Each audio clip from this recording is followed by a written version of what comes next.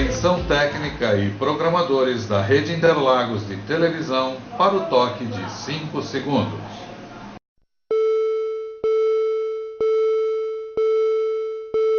E agora mais um programa campeão de audiência.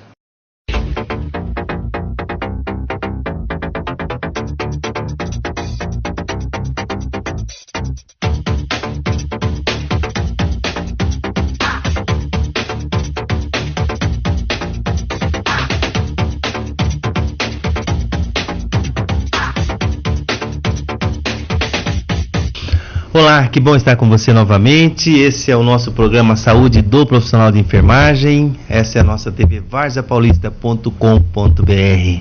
Eu sou Zé Maria, que estou com você aqui todas as terças-feiras falando da saúde do profissional de enfermagem. Hoje vamos falar aí, dando continuidade ao assunto que começamos abordando no programa passado. Nós falamos sobre sindicalismo, sobre órgãos de classes. E hoje, dando continuidade, vamos falar aqui sobre os conselhos regionais, os órgãos fiscalizadores das profissões. Eu fico muito à vontade para falar aqui sobre alguns conselhos regionais. Eu vou falar especificamente sobre o Conselho Regional de Enfermagem e também sobre o Conselho de Radiologia, Técnico em Radiologia. Caso você ainda não saiba, os conselhos regionais são órgãos fiscalizadores que atuam no exercício, para que garantam o exercício da profissão para o profissional. Por isso que é recomendado, todos os profissionais que atuam devem estar linkados ao seu órgão de classe. Isso vale para todas as profissões, isso vale para o engenheiro, isso vale para o médico através do CRM, isso vale para os contadores, contabilistas, isso vale para os técnicos de radiologia, que é a minha profissão que eu atuo há muitos anos, e também para os profissionais da categoria de enfermagem. Eu fico muito à vontade para falar, porque eu estou nessa área desde 1978, 77, 78, portanto há mais de 30 anos. E a enfermagem é uma categoria maravilhosa que tinha, na minha época, 4 divisões. Você tinha o atendente de enfermagem, que era um profissional que atuava nos serviços básicos, cuidados primários, né? E depois você tinha o auxiliar de enfermagem, que tinha uma outra atribuição, o técnico de enfermagem, e o enfermeiro de nível superior, que via de regra é até hoje o responsável pela estrutura do atendimento de enfermagem em qualquer serviço de saúde, em especial dentro dos hospitais. O Conselho Regional visa fiscalizar o exercício da profissão para que não tenha profissionais que não são habilitados, profissionais que não estudaram, que não fizeram seus respectivos cursos. E como eu disse, há muitos anos atrás, quando a gente começou na categoria, entramos na profissão, já existia na enfermagem os 4 níveis: atendente, auxiliar, técnico de enfermagem e enfermeiro, que na época nós chamávamos de enfermeiro padrão e depois passou a ser chamado enfermeiro de nível superior, que, como disse, via de regra é o sustentáculo, é o responsável, é a frente do serviço de enfermagem. Todos os demais profissionais trabalham sob o seu comando. E aí você tem, aí depois, com a evolução, o atendente de enfermagem, que era uma profissão que não existia, na época não exigia assim grandes formações. E eu me lembro muito bem que eu tinha 14 anos de idade quando eu fiz esse curso pelo SENAC, lá no Paraná, na minha cidade de Maringá. 14 anos era a exigência, era a idade mínima, e a formação acadêmica, a formação escolar na época, hoje nem existe mais, mas naquela época era o grupo escolar, era da 1ª à 4ª série. Então, se você tinha concluído a 4ª série do grupo escolar, que depois você ia para o ginásio e depois colegial. Hoje ensino médio, ensino fundamental e ensino médio. As coisas mudaram um pouquinho. Mas eu me lembro muito bem que tanto o atendente de enfermagem tinha registro no Conselho de Enfermagem, que é o COREM, Conselho Regional de Enfermagem, ou COFEM, Conselho Federal de Enfermagem. E na época eu já tinha o registro no Conselho como atendente de enfermagem, depois estudei auxiliar de enfermagem, e aí, em vez de fazer técnico em enfermagem, eu optei por fazer técnico em radiologia médica, que era um curso diferenciado, com uma formação diferenciada, e isso foi em 1981, 82, e atuo, inclusive, até hoje como técnico em radiologia. Como a Maria sabe, eu trabalho na Universidade Federal de São Paulo, no Hospital São Paulo, aqui em São Paulo, na capital, E lá eu sou radiologista, atuo lá como técnico em radiologia. Hoje numa função mais específica, porque a radiologia evoluiu muito. Na minha época a gente era operador de raio-x, depois passou a ser técnico de raio-x e depois técnico em radiologia médica. Isso evoluiu, graças a Deus, assim, assustadoramente. Depois nós passamos a ter ultrassonografia, que na época não tinha, é muito novo. Tomografia computadorizada, que foi um grande salto da medicina no ramo de diagnóstico, e agora, mais recentemente, a ressonância nuclear magnética, que aliás nem utiliza de radiação X. É uma evolução maravilhosa, fantástica isso. E assim tem sido, foi regulamentada a profissão do técnico em radiologia, no caso especificamente que eu estou tratando aqui. E aí se criou então o Conselho Regional, que é a nível por regiões. Cada estado tem um conselho regional que cuida do seu estado. E acima de tudo isso, conglomerando tudo isso, nós temos o Conselho Federal de Técnica em Radiologia, que fiscaliza os conselhos regionais. E os conselhos regionais fiscalizam os profissionais. Como disse, até muito pouco tempo atrás, de 20 anos para trás, não tinha nem inclusive exigência para que você fosse um operador de raio-x. Muitos aprenderam na prática e eram assim. Mas com o advento do registro da profissão, da categoria, então se formou os conselhos, e o conselho atua justamente fiscalizando para que o profissional seja formado. Hoje você não encontra um técnico em radiologia que não seja formado, que tenha formação básica e que se submeteu ao seu conselho, seu órgão de classe, o seu conselho regional, que o habilitou ou credenciou a exercer a profissão. Na enfermagem não é diferente, mas como eu disse, aquele registro, aquela categoria atendente de enfermagem não existe mais há muitos anos. Foi uma evolução e o auxiliar de enfermagem passou então a cumprir aquelas funções. O técnico de enfermagem agregou algumas outras funções mais específicas, por exemplo, a aplicação de medicação, em especial intravenosa ou intramuscular, via de regra é feito pelo técnico de enfermagem, que tem essa competência e essa outorga pelo seu conselho a fazer isso. E como disse, o conselho, o enfermeiro de nível superior, que, como disse, via de regra, ele é o responsável pela estrutura de enfermagem, e ele então cuida do andamento, começo, meio e fim da assistência de enfermagem.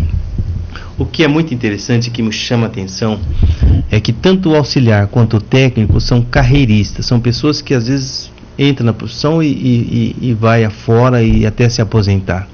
E o enfermeiro, ele já vem, inclusive pela sua formação, ele já ao entrar no serviço para atuar profissionalmente e como já enfermeiro, aí a gente depara com enfermeiras muito jovens, 22, 21, 22, 23 anos, que entrou na profissão já chefiando um grupo de técnicos auxiliares que já estão ali há muitos anos, e aí está se criando um conflito, e é sobre isso que eu chamo a atenção, que é esse conflito entre o enfermeiro e o técnico auxiliar de enfermagem. Como disse, o técnico auxiliar são carreiristas, são pessoas que passam a vida toda na profissão. O enfermeiro, ele pode chegar, pode haver uma evolução do auxiliar para o técnico após estudar, fazer o seu curso, e depois o enfermeiro também fazendo a faculdade, mas via de regra não é isso que acontece. Vem muitos profissionais que já entram na faculdade e já vêm para a enfermagem atuando inclusive como chefes, como líder de blocos, como responsável pelo grupo, que é o que está outorgado por isso. O conselho e a profissão em si já o coloca nessa posição. Mas você pega um profissional novo, recém-formado, e coloca para chefiar uma equipe que já vem trabalhando há muito tempo, então tem se criado alguns conflitos aí nesse entendimento, e é sobre isso que a gente chama atenção. Mas eu volto a falar com você daqui a pouquinho, vou para um pequeno intervalo e daqui a pouquinho eu volto com vocês. Fica comigo.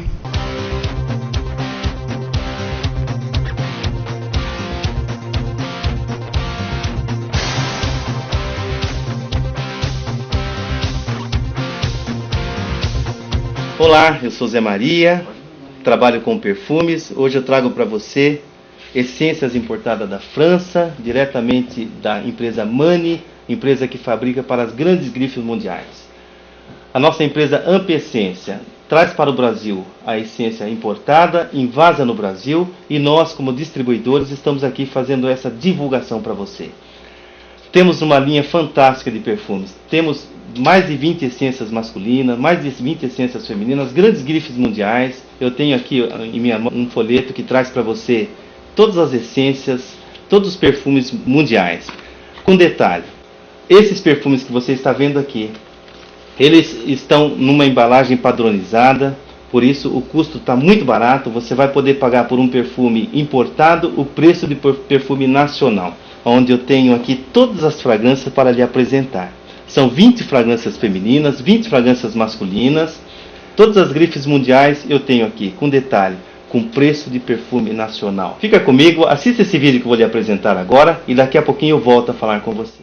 Voltamos. Esse é o programa A Saúde do Profissional de Enfermagem, que vai ao ar todas as terças-feiras, ao vivo com você, e depois o programa fica reprisando durante a semana, até a próxima semana, quando a gente volta aqui novamente.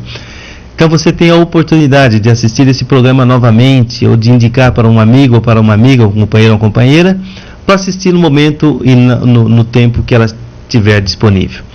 Entra aí no nosso portal tvarzapaulista.com.br, vai lá em programas exibidos e você vai poder nos assistir novamente e inclusive avaliar o nosso programa, escrever para a gente, mandar sugestões para que a gente possa estar melhorando a qualidade do nosso programa, que é um programa de utilidade pública que vem trazer informações para você que é profissional da enfermagem como um todo, profissional da saúde também, e para toda a população usuária dos serviços de saúde.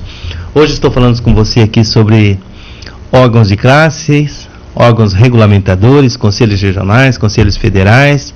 Falei do Conselho de Enfermagem, falei do Conselho de Técnica e Radiologia. E todas as profissões têm os seus conselhos, como disse, regional a nível de estado e federal, que congrega todos os conselhos. Lembrando que o conselho é um órgão fiscalizador, que fiscaliza o exercício da profissão, para saber se você de fato está habilitado, se você estudou, se preparou para exercer a sua função, ou se, como a gente tem percebido aí, em especial na área de medicina e na área do direito, quantas pessoas se intitulam profissional formado quando de fato e verdadeiramente não o são. São os falsos médicos, os falsos advogados, isso tem em todas as profissões. Por isso que eu recomendo a você, se você é um estudante em qualquer profissão, procure conhecer o seu órgão fiscalizador, seu órgão de classe, vai buscar informações. Ali você paga para que eles te fiscalizam. Isso é maravilhoso porque garante para você a sua atuação como profissional. Se você não estiver regularizado, regulamentado no seu órgão de classe, você não pode nem exercer a sua profissão, ainda que você seja formado. A condição para que você exerça a profissão é que você tenha a credencial do seu conselho, o seu órgão de classe, que garante que você pode atuar. E para isso, meu amigo, minha amiga, meu companheiro, minha companheira, você tem que pagar. Você paga para exercer a sua profissão. Às vezes isso cria um certo conflito, porque você fala, poxa vida, por que eu tenho que pagar para que me fiscalizem? Lê do engano, você não está pagando para te fiscalizar, você está pagando para que aquele órgão tenha estrutura, sustentabilidade para fiscalizar o exercício da profissão e não permitir que pessoas adentrem a profissão sem ser profissional. Isso está te garantindo o seu direito de atuar, de trabalhar dignamente. É muito importante. Aliás, você nem pode exercer a profissão, embora você seja formado, se você não tiver a sua credencial, a sua carteirinha do conselho, que te permite exercer a profissão. Então, sobre isso não tem muito o que falar, mas você deve ficar atento, porque muitas vezes você tem colegas, amigos, que está atuando de uma forma ilegal, né? Detalhe, essa autorização ela se renova anualmente. Então isso quer dizer que a cada ano você tem que ir até o seu órgão de classe e renovar a sua credencial. Porque nesse meio de tempo, entre você ingressar na profissão com a autorização, com a outorga do seu conselho regional, pode ter acontecido alguma coisa, pode ter tido um problema na escola onde você se formou, porque infelizmente em tudo tem empresas sérias e empresas não sérias. Existe muitas, hoje nem tanto, mas existia muitas empresas, muitas escolas, verdadeiras fábricas de diplomas, que através, sei lá, de uma forma ou de outra, muitas pessoas obteve o seu diploma, se registrou preliminarmente no seu órgão de classe, teve uma autorização provisória, porque os conselhos sempre, via de regra, dão uma autorização provisória para você exercer a profissão. E aí vai se levantar, vai checar todas as informações, e aí sim, depois de um certo período, é que vai te dar uma carteirinha permanente para você continuar na sua profissão. Nesse meio de tempo, entre você ingressar na profissão, onde você deu entrada na sua documentação, isso não quer dizer que você está legalmente constituído. Como disse, existem várias escolas, existiam no passado muito mais, verdadeiras fábricas de diplomas, onde pessoas que sequer sabiam assinar o nome, tinha lá um diploma, como se tivesse estudado naquela escola, se formado e entrou na profissão. Mas com essa modernidade, com essa questão da internet, com essa questão dos meios sociais, ficou muito mais fácil controlar tudo isso. Hoje, quando você chega, por exemplo, no hospital e você vai se submeter a um tratamento ou um atendimento, você pode ter absoluta certeza que ali dificilmente você vai encontrar um não profissional, um profissional não habilitado, porque hoje as regras são muito claras, as informações chegam muito rápidas, dificilmente se consegue se enganar por muito tempo. Mas, como eu disse para vocês, eu estou nessa trajetória há mais de 30 anos. Como eu disse para vocês, eu estudei administração hospitalar, eu atuei como administrador, eu vi muitos casos assim. Por isso eu digo para você, ainda existe, embora menos hoje, claro, mas fique atento. Se você paga, se você contribui, você tem direitos. Exerça o seu direito. Se você perceber no seu meio, em especial você que é enfermeiro ou enfermeira, você que é técnico ou técnica em enfermagem ou auxiliar em enfermagem ou qualquer outra profissão, se você perceber entre os seus colegas de trabalho qualquer coisa que destone do normal, você tem um órgão fiscalizador, que é o seu conselho regional, que tem a obrigação de verificar e cuidar disso, para que você tenha a garantia de exercer o seu trabalho com lisura. Se você é habilitado, trabalha e contribui, você tem direito, e eu digo para você, não abra mão desse direito. Fiscalize, porque a fiscalização ela está em loco, onde você está. Muitas vezes o órgão de classe não consegue chegar, porque a demanda é muito grande, o número de profissionais atuando na fiscalização é muito pequeno, até pela estrutura financeira, que isso custa muito caro. A primeira fiscalização, a responsabilidade é de você profissional, é de você que está atuante no dia a dia.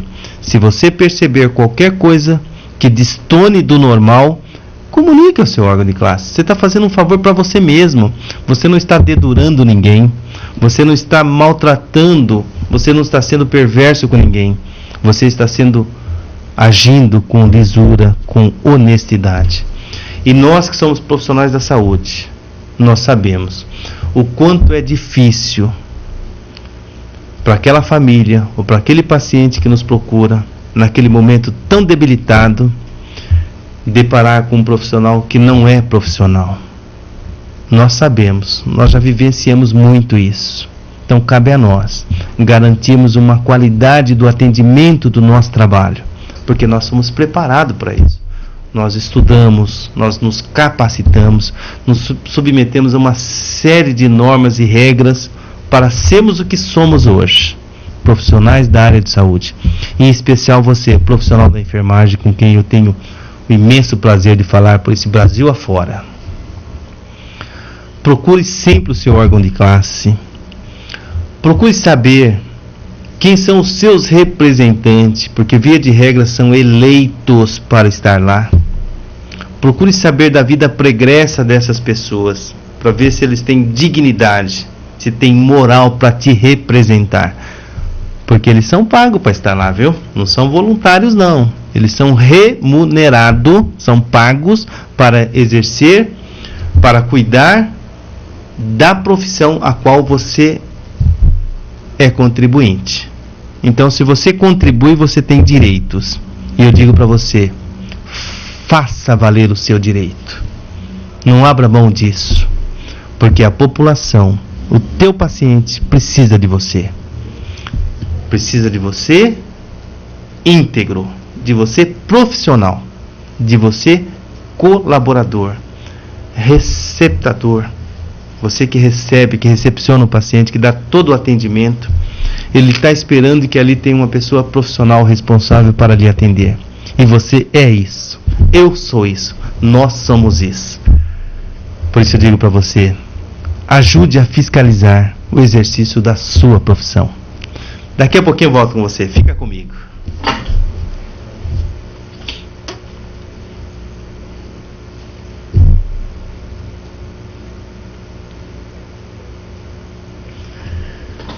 Voltamos. Que prazer estar com você novamente. Hoje estamos tratando aqui de órgãos regulamentadores, conselhos regionais das profissões. Falamos de sindicalismo. Quero voltar um pouquinho nessa questão de sindicalismo, de sindicato. Existem algumas pechas, algumas manchas no meio sindical. Mas eu digo para você, companheiro, companheira, você em especial que é da área de saúde, se você ainda não é sindicalizado, procure se associar, sindicalize-se, fortaleça o seu órgão de classe, mas participe também. A sua presença em assembleias, a sua presença nas discussões que diz respeito à tua profissão é muito importante, porque os dirigentes não conseguem fazer nada sem o apoio da sua base. Muitas vezes as bases são alheias aos acontecimentos. Eu chamo a atenção aqui e eu digo para você que ainda não é sindicalizado. Você não tem ideia do mal que você está fazendo para a sua profissão. Porque tem lá alguns que são sindicalizados e alguns outros que dirigem todos nós.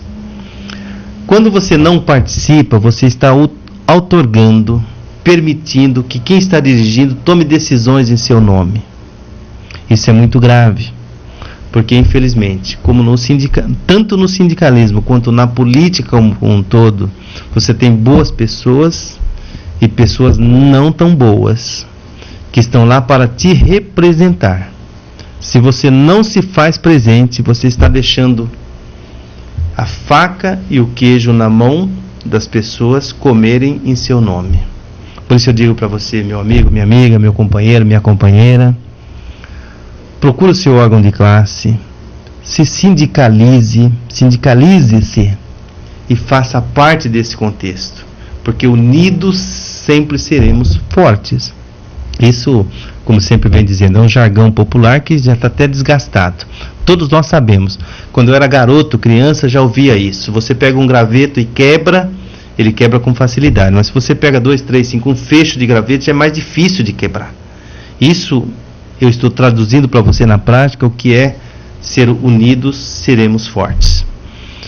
Ainda que você não tenha o dom da palavra ou da fala, isso não importa. A sua presença faz toda a diferença em qualquer movimento, em especial nas assembleias da categoria da qual você faz parte. Ainda que seja para não falar nada, é importante você se fazer presente, porque a sua presença dá força para o seu dirigente, que está trabalhando em seu nome, muitas vezes abrindo mão da sua família, do seu lazer, do seu momento de folga, do seu momento de descontração, para lutar pela classe, pela categoria a qual está defendendo. Eu sou sindicalista e estou já muitos anos nesse meio, 100% voluntário, nunca recebi um tostão, um centavo para ser representante e para exercer as minhas funções de dirigente sindical. Isso não é prática, isso não é regra, isso é exceção. Mas eu falo em nome da exceção. O que eu tenho me é suficiente. Eu não preciso ser remunerado para prestar um serviço voluntário. O nome já diz, trabalho voluntário.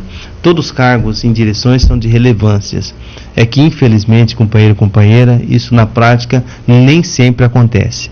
Mas, como disse, somos exceção à regra. Nós somos 100% voluntário e trabalhamos para o seu bem, porque trabalhando para você, eu estou trabalhando para mim também. Estou garantindo os meus direitos, estou garantindo a continuidade da minha profissão, do meu trabalho. E eu faço isso para mim e para você, com muita lisura, com muita transparência, e aí eu me sinto na condição de te convidar. Se você não é sindicalizado no seu órgão de classe ou na sua profissão, procure-se, vai sindicalizar. Procure fazer parte, procure reforçar esse contexto, porque, como sempre disse, empregado e patrão nunca se misturam, são antagônicos. Todas as conquistas são frutos de lutas, grandes lutas. Só que às vezes você está aí na sua comunidade, está cômodo aí para você, mas o seu representante está lá se ferrando lá para garantir os seus direitos. Claro que é o direito dele também, mas via de regra é de todo mundo. Então nada mais justo que todos colaborarem, todos participarem para que as coisas andam de uma forma menos pesada, menos sobrecarregada. A sua presença nas assembleias já é suficiente. Você estando na assembleia, você está dando força para o seu representante. Mas mais que isso ainda, procure saber quem é o seu representante. Se de fato está representando você ou está representando uma minoria que faz parte da panelinha que come na mão do patrão. Isso tem muito no meio sindical. Isso tem muito. E nós precisamos banir isso. Porque são essas minorias, essas laranjas podres que nos colocam em vulnerabilidade. O dirigente sindical que se vende não vale sequer o que recebe. Não vale o que recebe. E quem se vende por 1 ou por 1 milhão, por pequenas benécias, por um momento, uma posição qualquer dentro da sua profissão, ou para colocar um parente ou um amigo seu lá na empresa, ele já se vendeu, meu amigo, minha amiga, e aí não tem mais volta. Eu conheço dirigentes que têm a família inteira trabalhando para o patrão e ele representando os trabalhadores. Será que representa? Merece credibilidade? Merece confiança? Eu sou funcionário público da Universidade Federal de São Paulo, trabalho no Hospital São Paulo, onde é uma entidade mista. Nós temos os servidores estatutários, que somos nós, e temos lá os seletistas, que são contratados via CLT. Muitos dirigentes sindicais que diz representar, tem a família toda trabalhando lá dentro. Você acha que esse cara tem moral para ir falar em seu nome lá para a direção? Claro que não, companheiro. Claro que não, companheiro. Mas ele se faz passar por representante. E muitas vezes você acredita, porque é um tapinha nas costas aqui, é um beijinho ali, é um abraço aqui, isso vai se levando.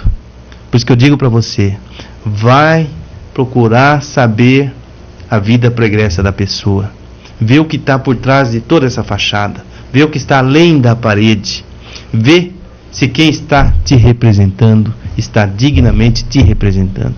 O mandato passa, a instituição fica. Só que enquanto a pessoa fica ali no mandato, ela se locopleta daquilo. Ela tira proveito próprio daquilo. E nós somos radicalmente contra isso. Trabalhamos para todos e não apenas para uma minoria. Se você que está me ouvindo agora e é do meu sindicato e é oposição a mim, eu te respeito. Ainda que você não votou para mim, mas eu te represento hoje com a mesma dignidade que eu represento os meus eleitores. Porque eu não me vendo, companheiro, eu não me vendo, companheira. Estou aqui para lhe servir. Eu dou o meu melhor para que você tenha o seu melhor. Porque o seu melhor é o melhor de todos, é o melhor de todos nós. Hoje eu fico por aqui. Foi um prazer enorme estar com vocês. Reveja esse programa fica hospedado. Entra lá em tvarziapaulista.com.br. vai em programas exibidos e você vai me assistir novamente. Foi um prazer enorme estar com você e até a próxima oportunidade. Um grande abraço.